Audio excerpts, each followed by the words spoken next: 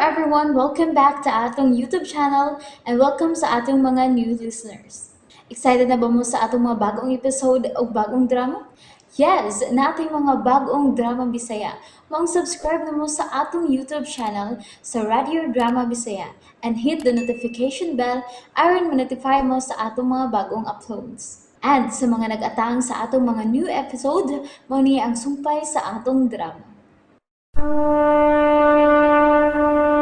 To lose a friend is the greatest of all losses. Mo'y gusto na kong muisa pag yun ng imong ranggo. Kinahanglan nga ikaw ang muangkon nga mo'y nakasikop ni kaliwan. Pero ikaw mo'y nakanakop anong leader sa komunista. Malipay kay kong magtanaw ni Mudong nga mudako pang imong ranggo. Nga ang giisip kong igsuon dakog ranggo sa militar.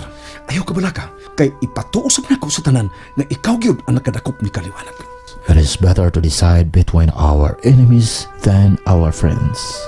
For one of our friends will most likely become our enemy. But on the other hand, one of our enemies will probably become your friend.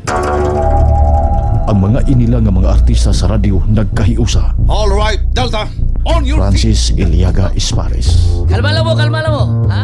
Kalma lang mo. Alan Gulyat Nacorda, Ay, nagsamo ko si Dennis, Ning, kay mga ligo. Vanessa Pacaldo Risula, Miambit kita sa mga hila kay biktima. Priscilla Haraganas, Wa man ko magtuo nga sakop mo sa mga MPA. Gibuhat lang yun ninyo ang buhat sa mayong buhat sa usa ka Kristiyanos. o Fermin Colliantes Gomez.